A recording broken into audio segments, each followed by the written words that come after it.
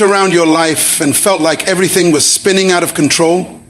You wake up tired, your schedule's scattered, your goals are blurry, and you're just trying to survive another day. You keep telling yourself you'll get organized one day. But that day never seems to come. The bills pile up, opportunities slip away, and your peace of mind slowly fades. You want change, but something inside you keeps waiting for the right moment. The moment that never arrived. I've been there. I felt that weight, that quiet frustration of knowing I'm capable of more, but feeling trapped in disorganization. But one day I realized something that shook me to my core. My life wasn't falling apart, it was simply unorganized. And that's when everything began to change.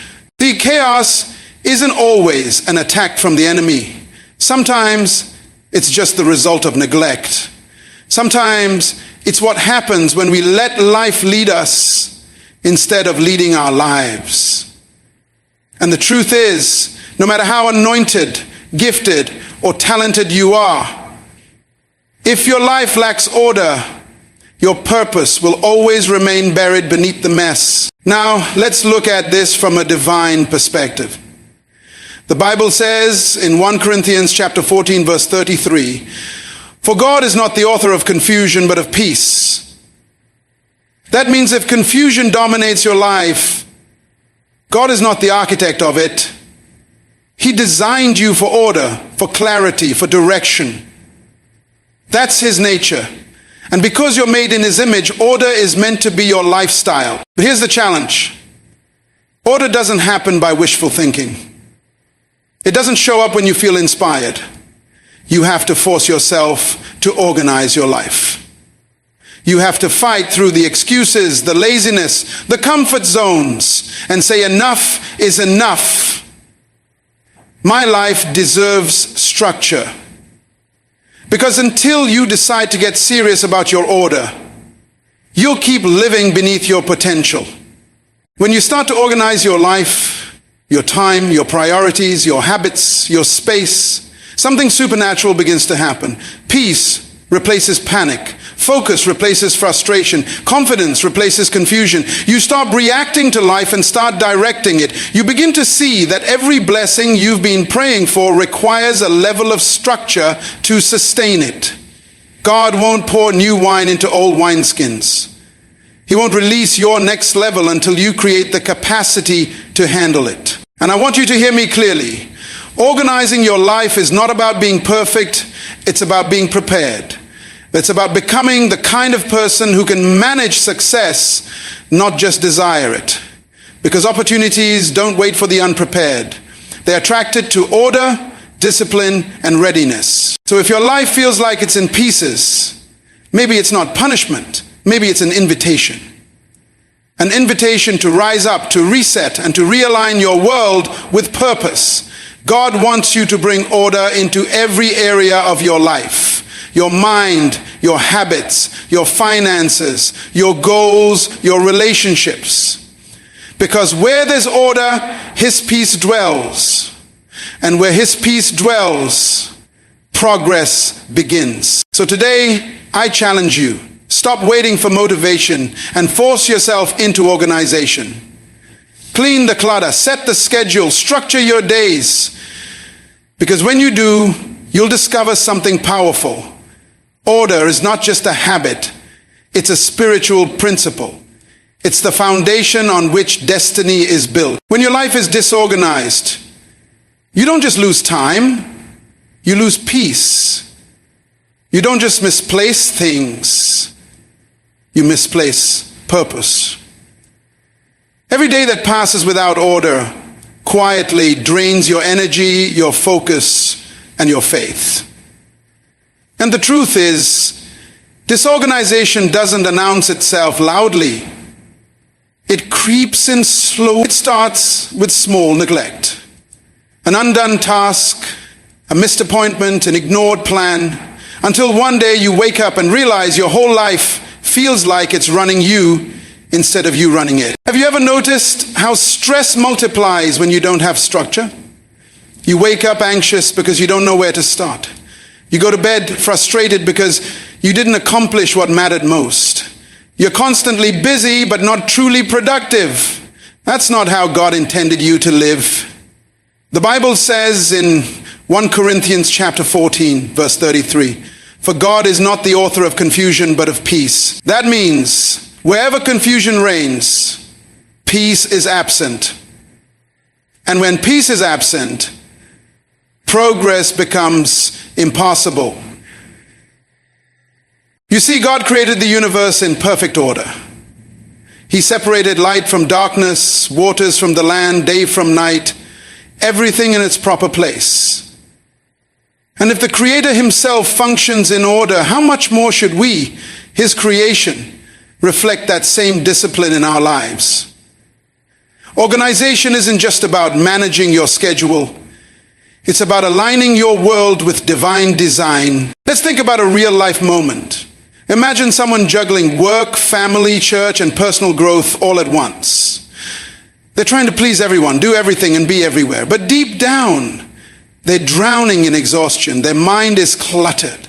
Their priorities are scattered, and even their prayer life feels rushed. They're not lazy. They're simply unorganized. And as a result, what should bring joy now feels like a burden. They're running fast, but they're not going far. That's what disorganization does. It robs you of clarity. It makes you feel overwhelmed by everything, yet accomplished in nothing. You begin to confuse motion with progress. You start living in survival mode instead of growth mode.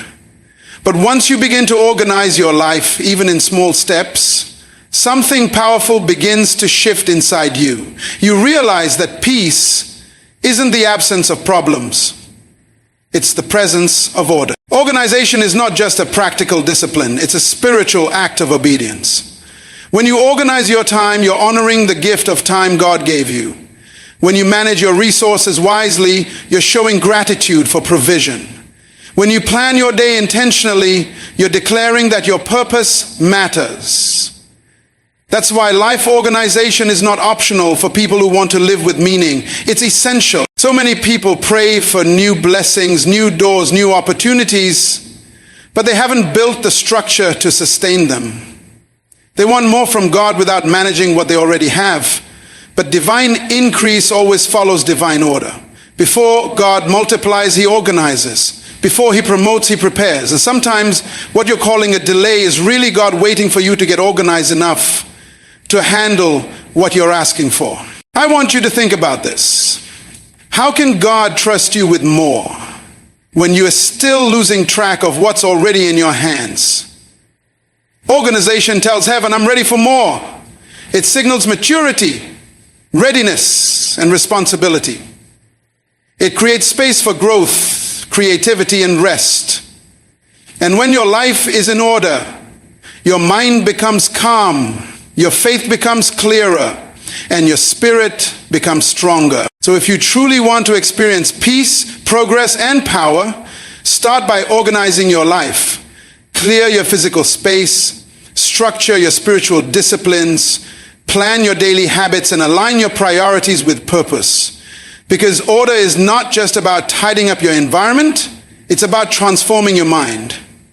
When your life is structured, you don't chase opportunities, opportunities find you. And I want to remind you today, God can do great things with a life that's in order. Your next level depends on your ability to steward the present one. Discipline today creates destiny tomorrow. So force yourself to organize your life, not because it's easy, but because your future depends on it. Every organized life begins with one thing: self-discipline. You cannot organize your world if you cannot first organize yourself. Self-discipline is the silent architect behind every great life. It's the ability to do what needs to be done, even when you don't feel like doing it. It's waking up when the alarm rings, not because you're motivated, but because you're committed. It's choosing structure over chaos, focus over feelings, and consistency over convenience. So many people pray for God to change their lives, but they ignore the truth that God works through discipline. You can't pray your way into a life that you're not willing to structure. You can't desire excellence and still live in disorder. Self-discipline is not punishment, it's preparation. It's the training ground where character is built and success is sustained. And let's be honest, discipline doesn't always feel good. It stretches you, it challenges you, and it often feels uncomfortable. But growth always hides behind discomfort. Every time you choose discipline over distraction, you're building strength.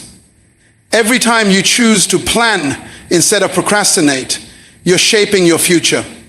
Every small disciplined action compounds into a lifestyle that commands respect and produces results. Think about your time. How many hours slip away each day because of disorganization?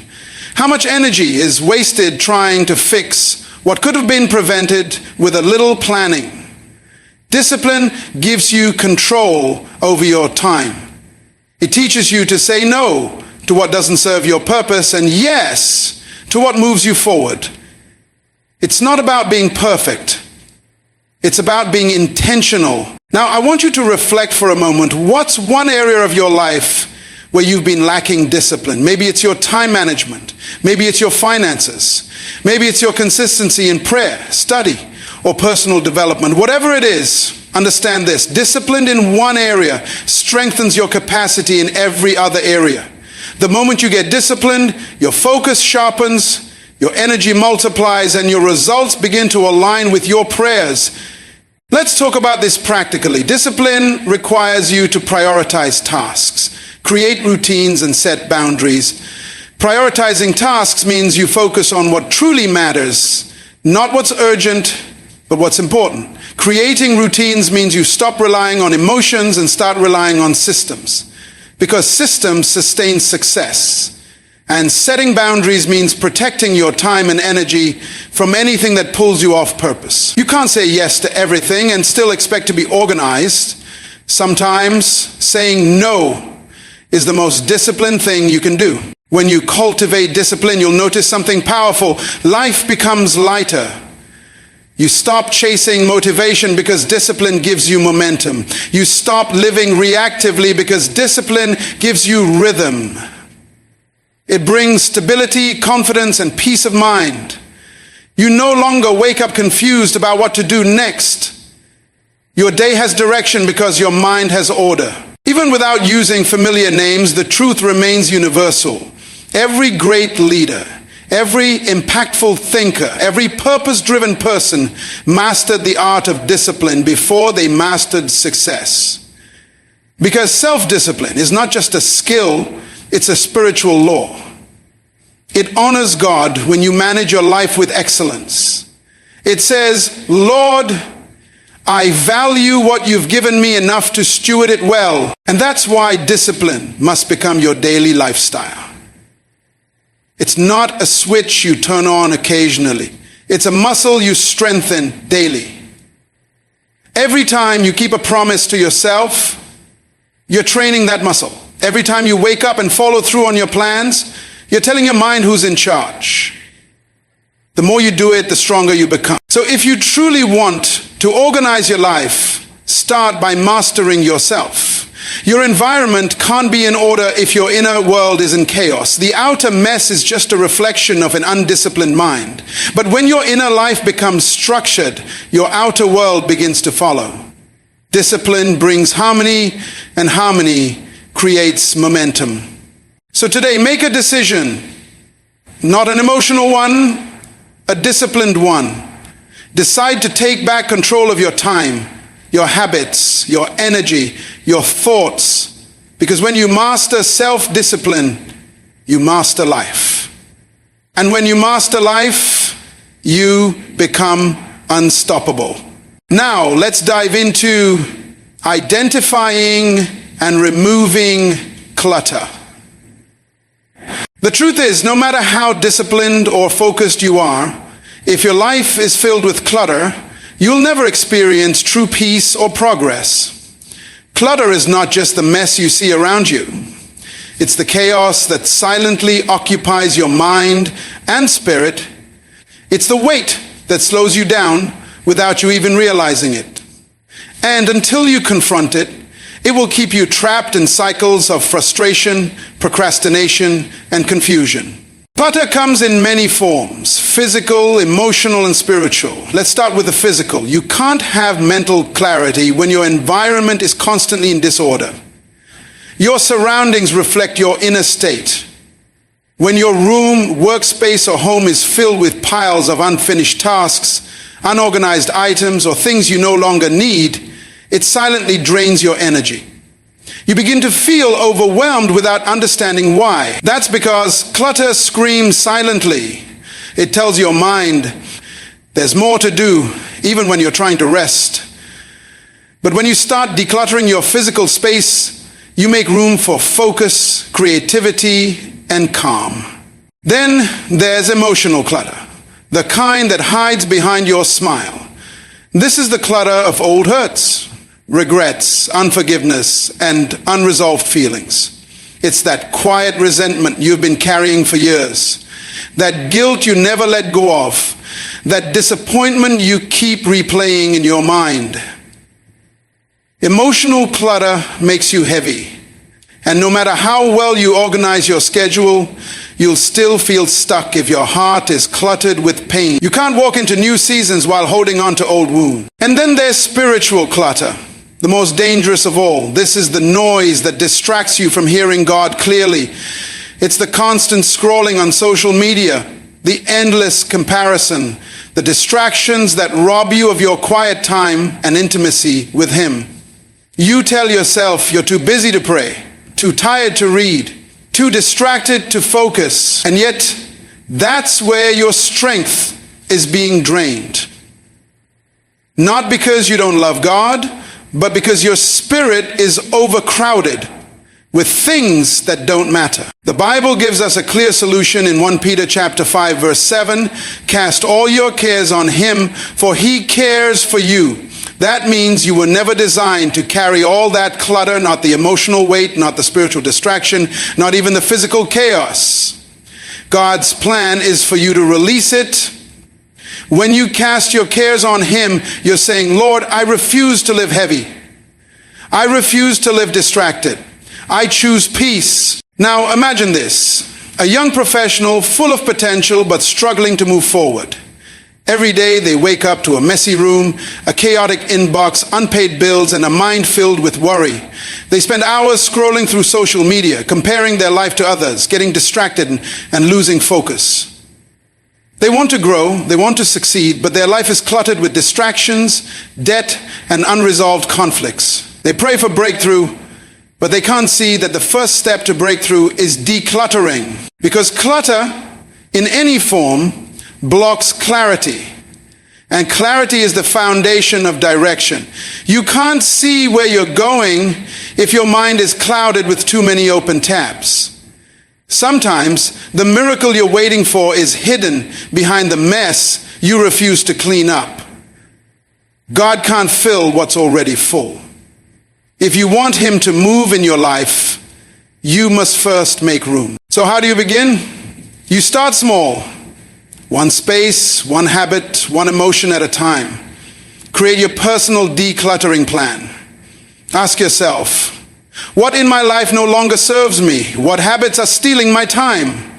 What relationships are draining my energy? What thoughts keep replaying that I need to surrender to God? Be honest with yourself. Because transformation doesn't begin with pretending everything is fine. It begins with confronting what's not. Decluttering isn't about losing things. It's about gaining yourself back. It's about creating space for peace, purpose, and divine direction. The less clutter you have, the more clearly you can hear God's voice, the more freely you can move, and the more powerfully you can grow. Every area you declutter becomes an open door for new possibilities. So if you feel stuck, maybe it's time to look around and within. It's time to clean up the physical mess, release the emotional weight, and silence the spiritual noise. Because the truth is, peace doesn't come from having more, it comes from needing less. Moving forward, let's dive into goal setting and prioritization. Our main topic will be goal setting and priority. You see, it's not enough to be organized. You must know what you're organizing your life toward. Order without direction leads to frustration. Many people are busy but not productive, active but not effective, moving but not progressing. They wake up every day running, but they don't know where they're running to. And that's one of the greatest tragedies of modern life. People confuse movement with progress. Have you ever met someone who works tirelessly, gives their all, but still feels unfulfilled? It's not because they lack effort. It's because they lack clarity. Hard work means nothing when it's not aligned with purpose. Organization gives you structure, but goals give you direction. Without goals, you'll end up chasing everything and accomplishing nothing. That's why goal setting is not just a productivity habit, it's a spiritual discipline. The Bible gives us this timeless principle in Habakkuk chapter 2, verses 2 to 3. Write the vision and make it plain, that he may run who reads it. For the vision is yet for an appointed time. Though it tarry, wait for it will surely come. That scripture reveals a divine formula. Clarity precedes movement. You must write the vision before you can run with it. Too many people are trying to run without first writing. They want results without direction, success without structure, and purpose without planning. Let's make this practical. There's a major difference between what's urgent and what's important. Urgent things scream for your attention, but important things build your destiny. Checking your messages may be urgent, but developing your purpose is important. Attending every meeting may seem urgent, but nurturing your relationship with God is important. Most people live their lives reacting to the urgent while neglecting the important. And that's why they stay busy but broke, tired but unfulfilled, active but empty. Imagine two individuals. The first wakes up every morning, jumps straight into work, answers every notification, says yes to every request, and at the end of the day feels drained but unproductive. They're working hard, but their energy is scattered. The second person wakes up intentionally. They pray, they plan, they prioritize. They know what matters most. Their schedule reflects their purpose. They don't just move through the day, they lead their day. Now tell me, which one are you becoming? Because here's the truth. When you fail to prioritize, life will prioritize itself for you. And it will always choose what's urgent over what's important. You must decide what deserves your energy, your time, and your attention. God's purpose for your life cannot thrive in confusion. It requires clarity, commitment, and intentionality. And this is why goal setting is not optional, it's foundational. When you set goals that align with God's calling, you're not just planning, you're partnering with divine purpose. Your goals become a roadmap for your destiny. They keep you focused when distractions try to pull you off course. They remind you of who you are and what you're becoming. So right now, I want you to pause and reflect. If someone asked you, what are your top 3 priorities in life? Could you answer clearly? Because if you can't name them, you can't manage them. The power of focus begins with clarity. So I challenge you, write down 3 key life priorities that align with your purpose and with God's will for you. It could be deepening your relationship with Him, developing your gifts, or improving your relationship. Whatever they are, make them clear, measurable, and rooted in your divine calling. When you know your priorities, decision-making becomes easier. You don't waste time on distractions because you know what deserves your attention. You don't compare your journey to others because you understand your own assignment. And you stop chasing everything that looks good because you're focused on what is good, what's aligned with your purpose. Remember, success is not about how much you do, it's about how much of what you do truly matters. Organization without direction is like a ship without a compass. But when your goals are clear, your steps become intentional, your energy becomes focused, and your progress becomes unstoppable. So today, make that decision.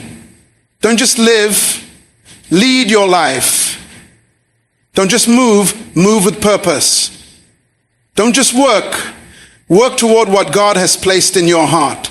Write your vision.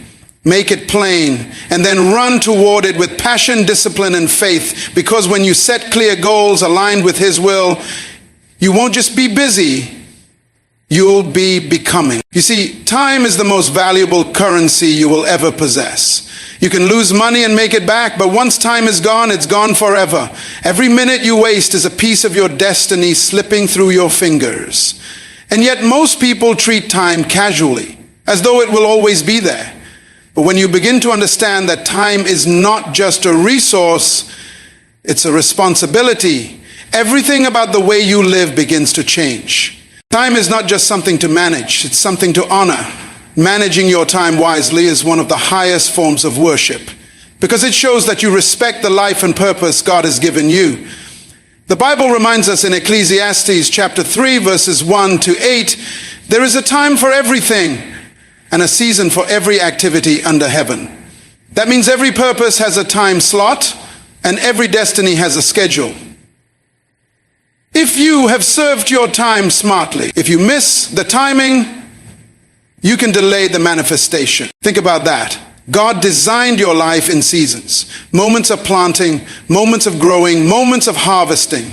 But if you're out of rhythm with time, you'll find yourself either doing the right thing at the wrong time or the wrong thing at the right time. Both are costly.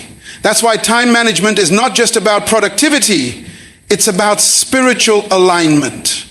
It's about moving in sync with heaven's rhythm for your life. Now let's make this practical. Time management begins with intentionality. You can't just drift through the day hoping to be productive. You have to plan your day on purpose. Simple techniques like scheduling your tasks, using time blocking, and delegating responsibilities can transform your life. Scheduling helps you give every hour an assignment. Time blocking forces you to focus on one thing at a time without distraction. Time management forces you to focus on one thing at a time without distraction. And delegation teaches you to release control and trust others to help carry the load. Here's the truth. Some of you are exhausted, not because you have too much to do, but because you're trying to do everything yourself. You can't grow if you won't let go. Time management requires humility. The humility to say, I can't do it all, but I can do what matters most. Let me paint a picture for you. Imagine a busy parent, an entrepreneur, or a student. Constantly running, constantly rushing, constantly overwhelmed. They're juggling work, family, church, and personal goals. Yet every day ends with the same feeling. I didn't have enough time. But the problem isn't the amount of time. We all get the same 24 hours. The problem is the management of it. Because unmanaged time always leads to unnecessary stress. When you learn to manage time well, you take back control of your life. You start your day with purpose instead of panic. You know when to work and when to rest. You know when to say yes and when to say no. And that's important because every yes to something unimportant is a no to something that truly matters. Time management is really about decision management. It's about having the wisdom to know what deserves your attention and what doesn't. I want you to think deeply about this question. Where are you wasting your time daily? Is it endless scrolling on social media? Is it spending hours worrying about things you can't control? Is it overcommitting to activities that don't align with your calling? Every wasted moment adds up, and over time it can cost you opportunities, growth, and peace. So today, identify that one area, just one, and take control of it. Because if you can reclaim one area of wasted time, you can reclaim your focus, your energy, and your momentum. Here's something powerful to remember. Time is sacred, because it's the platform through which purpose is fulfilled. Every dream you have, every goal you want to achieve, every impact you're meant to make, all of it depends on how you use your time. That's why the enemy doesn't always need to destroy you. He just needs to distract you. If he can steal your focus, he can waste your time. And if he wastes your time, he can delay your destiny. So today I encourage you, start treating time as a gift from God, not a guarantee. Plan your day prayerfully, protect your time fiercely, spend it wisely. Because when you manage your time well, you're not just being organized, you're honoring the one who gave you the time in the first place. When you align your time with your purpose, you stop living reactively and start living intentionally. You stop chasing the clock and start mastering it. And once you master time, you begin to master life. You see, time is the most valuable currency you will ever possess. You can lose money and make it back, but once time is gone, it's gone forever. Every minute you waste is a piece of your destiny slipping through your fingers. And yet most people treat time casually, as though it will always be there. But when you begin to understand that time is not just a resource, it's a responsibility, everything about the way you live begins to change. Time is not just something to manage, it's something to honor. Managing your time wisely is one of the highest forms of worship because it shows that you respect the life and purpose God has given you. The Bible reminds us in Ecclesiastes chapter 3 verses 1 to 8, there is a time for everything and a season for every activity under heaven. That means every purpose has a time slot and every destiny has a schedule.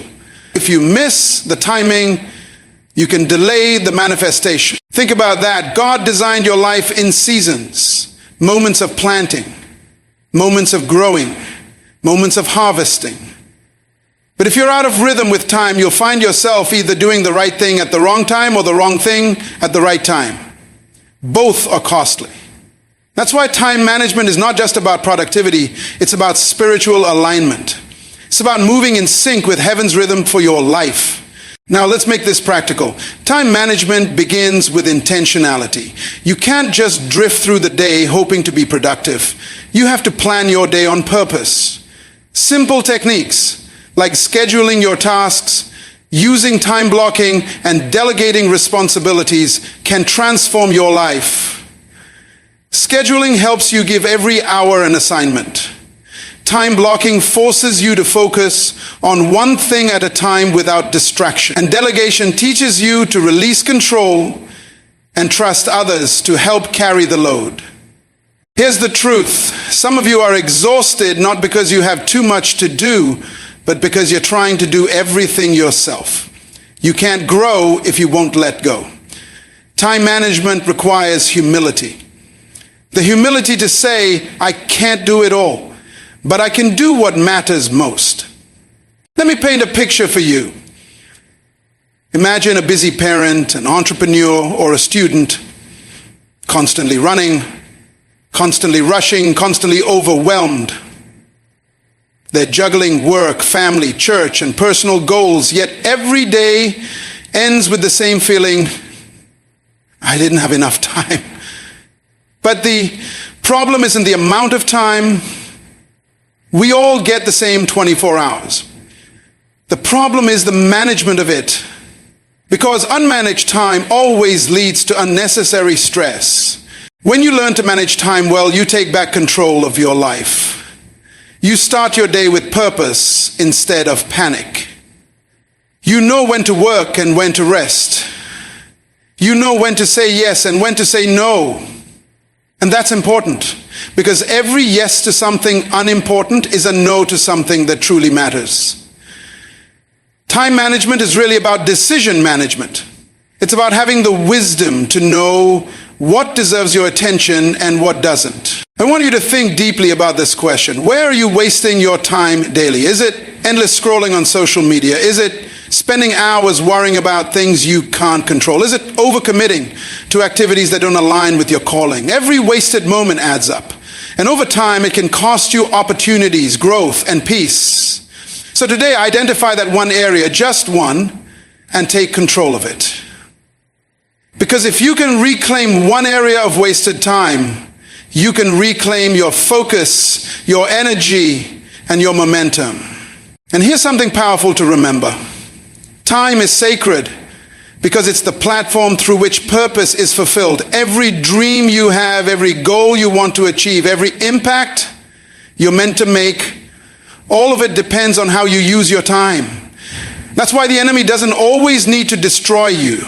He just needs to distract you. If he can steal your focus, he can waste your time. And if he wastes your time, he can delay your destiny. So today, I encourage you, start treating time as a gift from God, not a guarantee. Plan your day prayerfully. Protect your time fiercely. Spend it wisely. Because when you manage your time well, you're not just being organized, you're honoring the one who gave you the time in the first place. When you align your time with your purpose, you stop living reactively and start living intentionally. You stop chasing the clock and start mastering it. And once you master time, you begin to master life. Now let's be real. It's easy to stay focused when everything is going right. It's easy to stay disciplined when life feels smooth, doors are opening, and momentum is on your side. But the true test of discipline doesn't show up in your moments of comfort. It's revealed in your moments of challenge. Because consistency is not built in convenience, it's built in adversity. Every great person you admire didn't get there because life was easy. They got there because they learned how to keep going when things got hard. The path to purpose is not always paved with applause. Sometimes it's paved with resistance, silence, and self-doubt. And yet, those who win are those who refuse to stop. The truth is, you will face obstacles. Procrastination will whisper, you can do it tomorrow. Fear will scream, you're not ready. Distractions will tempt you with comfort, and negative influences will try to convince you that you're wasting your time. But here's what I want you to remember. You are not fighting alone. The same God who gave you the vision will give you the strength to see it through. The Bible says in Philippians chapter 4, verse 13, I can do all things through Christ who strengthens me. That's not just a verse for motivation, it's a declaration of empowerment. It means even when you feel weak, even when you want to quit, there's a supernatural strength within you that refuses to give up. Every time you get back up, every time you try again, every time you push through, that's Christ's strength in you manifesting. Let me share something with you. Consistency doesn't mean perfection. It means persistence. It means showing up even when you don't feel like it. It means praying even when you're tired. It means believing even when you can't see the results yet. You see, anyone can start, but only the disciplined can finish. Consistency turns ordinary people into extraordinary achievers. Think of someone who faced rejection after rejection. Maybe an entrepreneur who started with nothing, a teacher who poured into students with little recognition, or an artist who kept creating even when no one noticed. They didn't stop because of obstacles. They saw those obstacles as part of their training ground. Every failure shaped their resilience. Every setback deepened their strength. And eventually, their persistence opened the doors that talent alone could never open. You've got to understand that success is not about speed, it's about stamina. It's not how fast you start, it's how long you can endure. Life will test your consistency through disappointments, delays, and discouragements. But when you keep moving forward in faith, you become unstoppable. Because consistency over time, and here's something practical. To stay consistent, you need daily systems that anchor you. Start your day with prayer. That's how you align your spirit. Reflect often. That's how you stay aware of what truly matters. Create routines that protect your focus. That's how you stay productive. And build resilience. That's how you keep going when everything in you wants to stop. Ask yourself, what usually stops me from being consistent? Is it fear? Is it comfort? Is it distraction? Identify it, because you can't defeat what you don't define.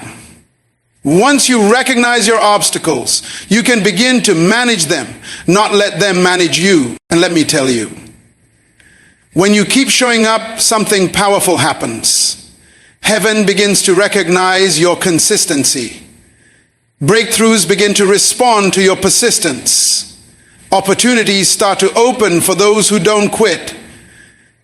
Because God rewards faithfulness, not feeling. You may stumble, you may slow down, you may even fall. But if you refuse to stop, you win. Because every time you push through an obstacle, you're not just moving closer to your goal, you're becoming stronger, wiser, and more disciplined. You're becoming the kind of person who can sustain the blessing when it finally arrives. So stay consistent. Don't let procrastination steal your time. Don't let fear silence your voice. Don't let distractions pull you off course. And don't let negative voices make you forget who you are. Because the God who called you has already equipped you. All you have to do is keep moving, one step, one day, one prayer at a time.